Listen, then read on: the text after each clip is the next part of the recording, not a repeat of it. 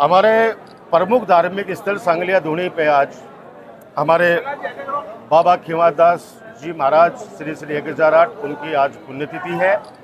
पुण्यतिथि के शुभ अवसर के ऊपर लाखों की तादाद के अंदर श्रद्धालु सांगलिया धूणी में हर वर्ष आते हैं। हर वर्ष बाबा का मेला लगता है और उस मेले के अंदर आकर शीश नवाते हैं। और आज सौभाग्य की बात है कि राजस्थान के लोकप्रिय मुख्यमंत्री जननायक श्री अशोक गहलोत जी भी राजस्थान प्रदेश की जनता की खुशहाली के लिए, आम लोगों में भाईचारा बना रहे, ऐसी आस लेकर आज यहाँ शीश नवाने के लिए आ रहे हैं कि हमारे प्रदेश में खुशहाली हो, हर आदमी परेशानी से मुक्त हो और हमारा राजस्थान प्रदेश प्रगति की राह पर हमेशा अग्रसर रहे।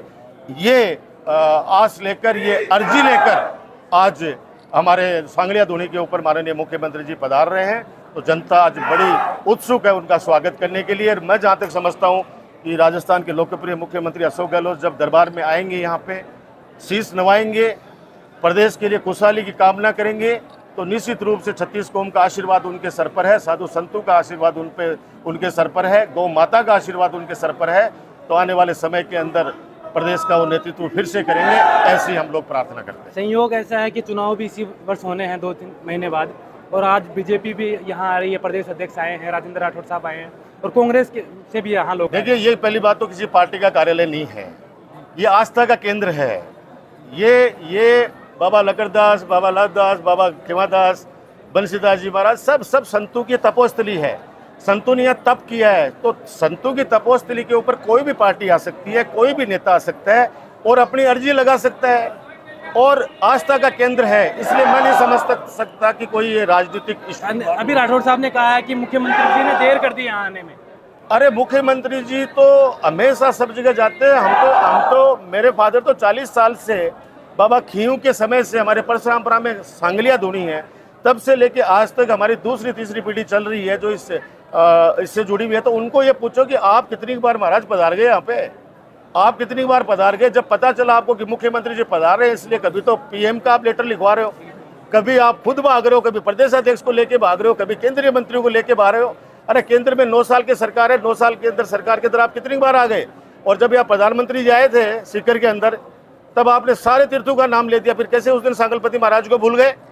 तो वो गलतियां छुपाने के लिए ये लोग भाग रहे हैं। उनको पता पड़ेगा कि मुख्यमंत्री जाएंगे, और मुख्यमंत्री जी को कल चित्तौड़गढ़ के अंदर 200 संतों ने बिठाकर दोनों हाथों से पुष्प वर्षा करके उनको आशीर्वाद दिया है कि अशोक गहलोत जी, आप गरीब जनता के हितैषी हो, आप हर वर्ग के हितैषी हो, इसलिए हम आशीर्वाद देते हैं कि आपकी सरकार वापस बनेगी और डबल जोश से लोगों की सेवा कीजिए। डॉक्टर साहब, आप लगातार 3 बार नवलगढ़ से विधायक रहे हैं, बीजेपी के पास आपकी कोई काट नहीं मिली। अभी चर्चाएं चल रही हैं कि बाबा यहाँ नवलगढ़ से चुनाव लड़ने जा रहे हैं, क्या स्वागत है? देखो, पहली बात तो हम दोनों गुरु भाई हैं, सबसे पहला काम तो।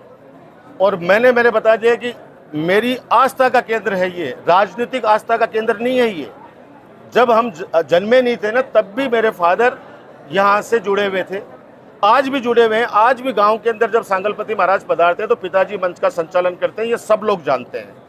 मैं अभी फिर कह रहा हूँ कि मेरा राजनीतिक रिश्ता नहीं है इस दुनिया से, मेरा आत्मा का रिश्ता है, मेरे परिवार का रिश्ता है, मेरी आस्था का रिश्ता है।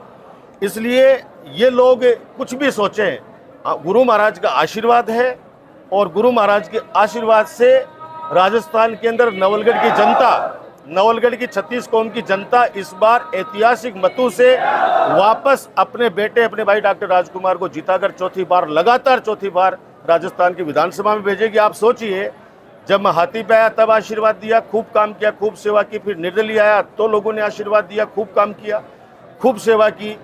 और उसके बाद में कांग्रेस पार्टी से लड़ा तो खूब आशीर्वाद दिया, बढ़ते हुए अंतर से जिताया मुझे। ऐसे ऐसे षड्यंत्र इन लोगों ने पिछले चुनाव में किए, फिर भी आम जनता ढाल बनकर मेरी रक्षा करी और मेरा हौसला बढ़ाया, मेरा हौसला नहीं टूटने दिया। ये लोग इस तरह की बातें फैलाकर एक भ्रम की स्थिति पैदा करना चाहते हैं, लेकिन राजस्थान की नहीं, पूरे हिंदुस्तान की जनता जान चुकी है।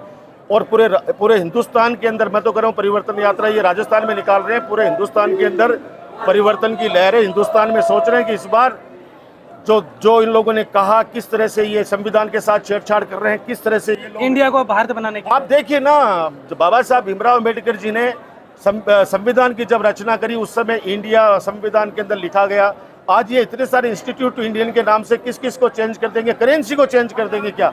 अरबों खरबों रुपए का भार लेकर इनको लोगों को सिर्फ भ्रमित करके और उनको काम में लगा के रखना है। बाकी जो सरकार 2000 का नोट 2 साल नहीं चला पाई, हिंदुस्तान की करेंसी कितने सालों से चल रही है, 2000 का नोट इन्होंने चालू किया, 2 साल के अंदर बंद कर दिया। भैया ऐसा क्या कर दिया?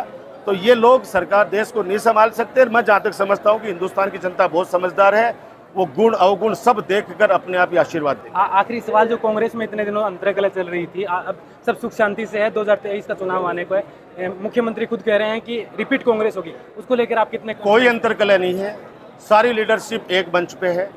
और मैं कह रहा हूँ कि नेताओं के अंदर आपसी मतभेद हो जाओ चाहे, जनता जिसको चाहती है जीत उसी की होती है। योजनाओं का कितना असर देख रहे हैं आप अपने? 100% योजनाएं तो हैं। बुजुर्ग कहते हैं कि आदमी का क्या प्यारा होता है, उसका काम क्या प्यारा होता है। कौन माता पिता नहीं चाहता कि उसका बेटा और बहू उसको आज्ञाकारी मिले? कौन गुरु नहीं चाहता कि उसका शिष्य उसका आज्ञाकारी मिले, सक्षम मिले?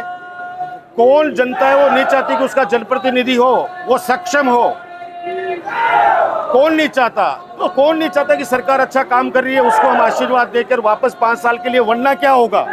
वरना ये होगा कि आने वाला, अगर सरकार बदल जाती है तो आने वाला मुख्यमंत्री को अगर कोई कहेगा कि साहब काम करो, नहीं जीत जाएंगे, जीतेंगे नहीं, तो बोलेंगे अशोक गहलोत ने बहुत काम किया था। आप सुनना इस बात को, बोलेंगे अशोक गहलोत ने बहुत काम किया था, कोई काम से वोट नहीं मिलते। लेकिन राजस्थान की 7 करोड़ की जनता बहुत समझदार है, काम को आशीर्वाद देती है। और आज भी देखिए बाई इलेक्शन के अंदर अभी तक तो बढ़त है, बीजेपी हार रही है दोनों बाई इलेक्शन में अभी तक, तो आगे पता नहीं मुझे क्या होगा। लेकिन मैं जहाँ तक समझता हूँ कि 36 कौम की राजस्थान की जनता सरकार के कामों से बहुत खुश है और जनता जनार्दन है। बाकी तो जनता जनार्दन है, हम समाज से कि भगवान का और जनता जनार्दन का आशीर्वाद मिलेगा।